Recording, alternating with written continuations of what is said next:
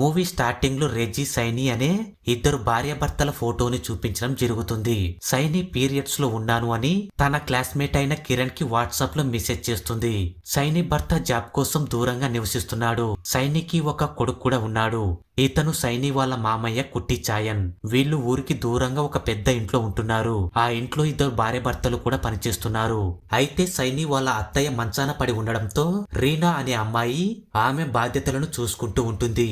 కుట్టి చాయన్ తన భార్యను ఎంతో ప్రేమగా చూసుకుంటూ రోజు ఆమెకు మాటలు చెప్తూ ఆనందంగా ఉంచేవాడు. కట్ చేస్తే కిరణ్ తన ఫ్రెండ్ సమత్తో మాట్లాడుతూ ఉంటాడు. సైని వాళ్ళు క్రిస్టియన్స్ కావడంతో ప్రార్థనలు చేస్తూ ఉండగా కరోనా బాగా పెరిగిపోయిందని రీనా నేను రేపే వెళ్లిపోతాను అంటుంది.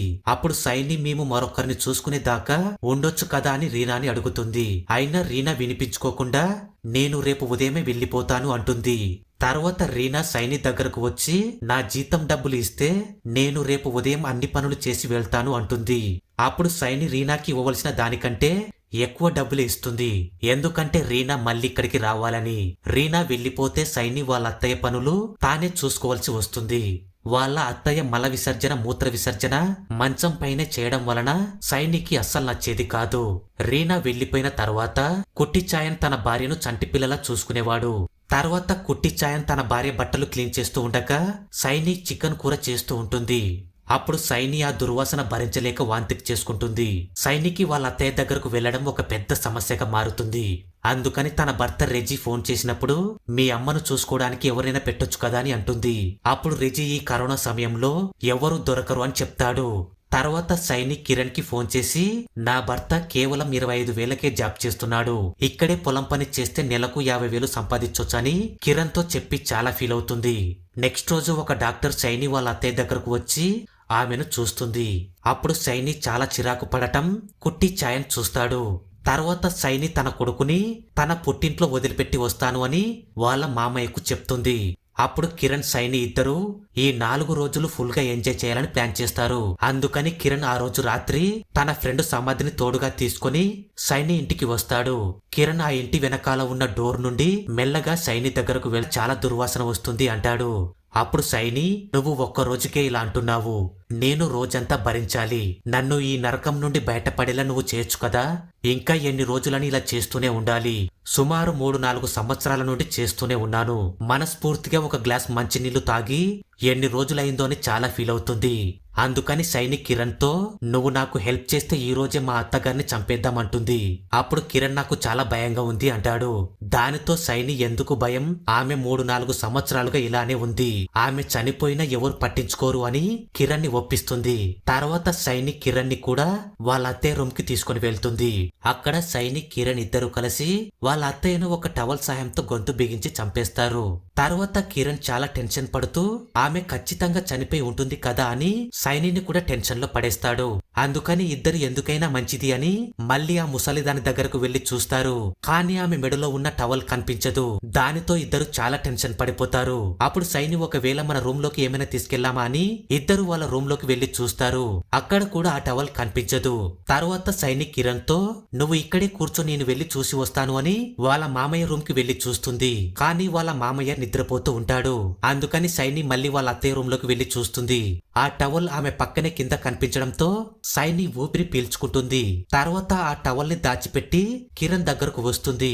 సైని వాళ్ళ అత్తయ్య చనిపోవడంతో చాలా హ్యాపీగా ఫీల్ అవుతుంది. ఏమో కిరణ్ ఫ్రెండ్ సమద్ బైక్ మీద మొబైల్ చూస్తూ ఉంటాడు. కొద్దిసేపటి తర్వాత సైని కిరణ్ ని అక్కడ నుండి పంపించాలని చూస్తుంది. కానీ అన్ని డోర్లు లాక్ వేసి ఉంటాయి. దానితో ఇద్దరు చాలా టెన్షన్ పడిపోతారు. అప్పుడు కిరణ్ నీ భర్త వచ్చాడేమో అని అంటాడు. సైని నా భర్త రావడానికి అవకాశం లేదు అంటుంది. కరెంటు మెయిన్ బోర్డులో ఎవరు ఫీజు తీసేయడంతో ఇంట్లో కరెంటు కూడా ఉండదు. అప్పుడు కిరణ్ ఇదంతా కుట్టి చాయన్ చేసి ఉంటాడని సైనికి చెప్తాడు. అప్పుడు సైనిక్ కుట్టి చాయన్ కి కంటి చూపు చాలా తక్కువ, అతను ఎలా చేస్తాడు, బయట ఉన్న నీ ఫ్రెండే ఈ పని చేసి ఉంటాడు అంటుంది. అప్పుడు కిరణ్ వాడెందుకు చేస్తాడని అంటాడు. తర్వాత ఇద్దరు వస్తూ ఉండగా ఇంటి పైన శబ్దం వస్తుంది. అందుకని సైని పైన ఎవరో ఉన్నారు, నేను పైకి వెళ్లి చూస్తాను, నువ్వు బయట చూడని చెప్తుంది. సైని మెట్లు ఎక్కుతూ ఉండగా పైన ఉన్న డోర్ సైని మీద పడడంతో సైని కింద పడడం వలన తన తలకి గాయమవుతుంది. కిరణ్ అక్కడికి వచ్చి చూస్తే ఎవరో కిరణ్ మోకాలి మీద కొట్టి వెళ్లిపోతారు. దానితో కిరణ్ ఇదంతా ఎవరు చేస్తున్నారని సైనీని అడుగుతాడు. కానీ ఇదంతా ఎవరు చేస్తున్నారో తెలియక ఇద్దరు చాలా టెన్షన్ పడుతూ ఉంటారు. ఇక్కడే ఒక ట్విస్ట్ బయటపడుతుంది. ఇదంతా సైని వాళ్ళ మామయ్య కుట్టి ఛాయన్ చేస్తున్నాడు. సైని కిరణ్ ఇద్దరు కలిసి కుట్టి ఛాయన్ భార్యను చంపేసిన వెంటనే కుట్టి ఛాయన్ కి మెలకు వచ్చి తన భార్య దగ్గరకు వెళ్లి చూస్తాడు. తన భార్య చనిపోయిందని కుట్టి ఛాయన్ చాలా ఫీల్ అవుతూ ఉండగా ఆమె మెడలో ఉన్న టవల్ ని చూసి ఎవరో తన భార్యను చంపేశారని కుట్టి ఛాయన్ కి అనుమానం వస్తుంది. అందుకని సైని రూమ్ దగ్గరకు వెళ్లి చూస్తాడు. అప్పుడు సైని కిరణ్ ఇద్దరు కుట్టి ఛాయన్ భార్యను ఎలా చంపారో మాట్లాడుకుంటూ ఉంటారు.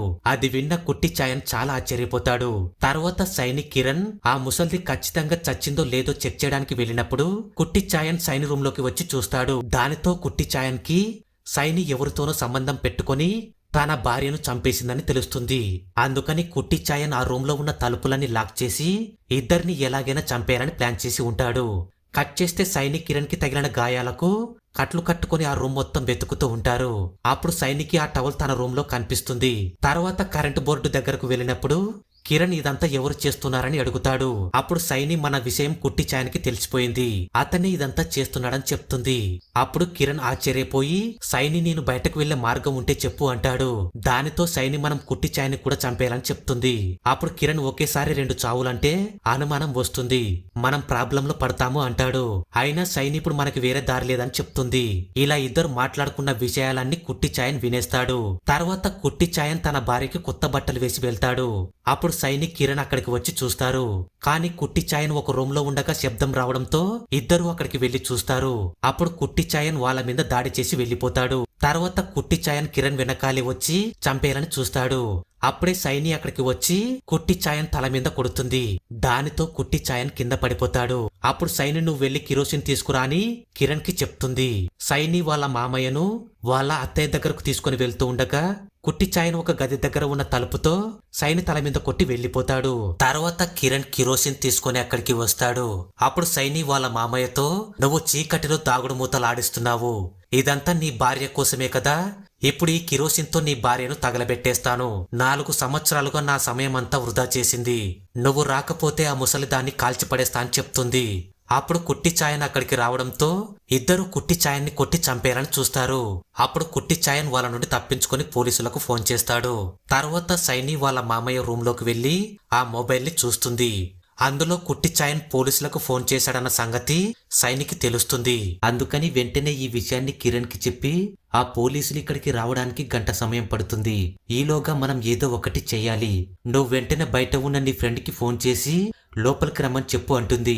అప్పుడు కిరణ్ తన ఫ్రెండ్ సమద్ కి ఫోన్ చేసి బ్రో నేనిక్కడే ఇంట్లో ఇరుక్కుపోయాను, మమ్మల్ని రక్షించు అంటాడు. దానితో సమద్ వెంటనే అక్కడికి వస్తాడు. కానీ ఆ రూమ్ తలుపులన్నీ లాక్ చేసి ఉండడంతో కిరణ్ కి ఫోన్ చేస్తాడు. అప్పుడు సైని అతన్ని బయట ఉన్న మామిడి చెట్టు ఎక్కి లోపలికి రమ్మని చెప్తుంది. అప్పుడు సమద్ లోపలికి వచ్చి వాళ్ళిద్దరిని చూసి ఆశ్చర్యపోతాడు. ఇంతకు ఇక్కడ ఏం జరుగుతుందని అడుగుతాడు. దానితో ఇద్దరు కుట్టి ఛాయన్ మమ్మల్ని చంపడానికి ప్రయత్నించాడని చెప్తారు. అప్పుడే సమద్ కి కుట్టి ఛాయన్ కనిపించడంతో సైని చేతిలో ఉన్న కత్తి తీసుకుని కుట్టి ఛాయన్ ని చంపడానికి వెళ్తాడు. కానీ కుట్టి ఛాయన్ కింద ఆయిల్ పోయడంతో సమద్ కాలు జారి కింద పడిపోతాడు. అప్పుడు వెంటనే కుట్టి ఛాయన్ సమద్ ని చంపేస్తాడు. అది చూసిన సైని చాలా భయపడిపోతుంది. కిరణ్ ని పట్టించుకోకుండా ఎలాగైనా సరే ఇక్కడి నుండి తప్పించుకోవాలని చూస్తుంది. అందుకని తన భర్తకి ఫోన్ చేసి మన ఇంట్లోకి ఎవరో వచ్చారు, మీ నాన్న అరుపులు నాకు వినిపిస్తున్నాయి, నేను ఇంట్లో తలుపులు వేసుకుని ఉన్నాను, మీరు అలెక్స్ కి ఫోన్ చేసి చెప్పండి, ఒక్కసారి మన ఇంట్లోకి వచ్చి చూడమని అంటుంది. అప్పుడే కిరణ్ అక్కడికి వచ్చి మొత్తం వినేస్తాడు. 7-8 నెలలుగా నన్ను మోసం చేస్తూ ఇప్పుడు నన్నే ఇరికించాలని చూస్తావా అని సైనిని చంపేయాలని చూస్తాడు. ఇద్దరు గొడవ పడుతూ ఉండగా కుట్టి ఛాయన్ వాళ్ళను చూసి కొట్టుకుని చావండి అని తన భార్య దగ్గరకు వెళ్తాడు. అప్పుడు కిరణ్ సైనిని కొట్టి చంపేస్తాడు. తర్వాత కిరణ్ కుట్టి ఛాయన్ వెళ్తున్న రూమ్ లోకి వెళ్లి ఈ ముసలోడిని కూడా చంపేస్తే ఓ పనైపోతుంది, అప్పుడు నేను ఇక్కడ నుండి తప్పించుకొని పారిపోవచ్చు అని అనుకుంటాడు. అందుకని కిరణ్ మెల్లగా కుట్టి ఛాయన్ ఉన్న రూమ్ లోకి వెళ్లి ఆ డోర్ తీయగానే సిలిండర్ తల మీద పడి చనిపోతాడు. తర్వాత కుట్టి ఛాయన్ తన భార్య దగ్గరకు వెళ్తూ ఉండగా సైని ఇంకా కొన ఊపిరితో ఉంటుంది. అందుకని కుట్టి ఛాయన్ ని చంపాలని చూస్తుంది. అయితే సైని అక్కడే చనిపోతుంది. అప్పుడు కుట్టి ఛాయన్ తన నోట్లో ఉన్న కీని బయటకు తీసి డోర్ ఓపెన్ చేసి పడిపోతాడు. అప్పుడే అక్కడికి పోలీసులు వస్తారు. తర్వాత అందరి శవాలను అంబులెన్స్ లో ఎక్కిస్తూ ఉండగా కుట్టి చాయన్ కొడుకు రెజ్జీ అక్కడికి వస్తాడు. అప్పుడు కుట్టి చాయన్ తన కొడుకుతో అమ్మను చూసుకో అని సర్వశక్తుడైన ఆ దేవుడు అందరినీ చూసుకుంటాడని చెప్తాడు. కానీ రెజ్జీకి ఇక్కడ ఏం జరుగుతుందో తెలియక ఆశ్చర్యపోతాడు. తర్వాత రెజ్జీ లోపలికి వెళ్లి చూస్తే వాళ్ళ అమ్మ కూడా చనిపోయి ఉంటుంది. దానితో రెజ్జీ చాలా ఫీల్ అవుతాడు. ఇక్కడితో మూవీ ఎండ్ అయిపోతుంది. ఫ్రెండ్స్, ఈ వీడియో నచ్చితే లైక్ చేసి మీ ఫ్రెండ్స్ అందరికీ షేర్ చేయండి. ఇంకా ఎవరైనా మన ఛానల్ ని సబ్స్క్రైబ్ చేయకుండా సబ్స్క్రైబ్ చేయండి.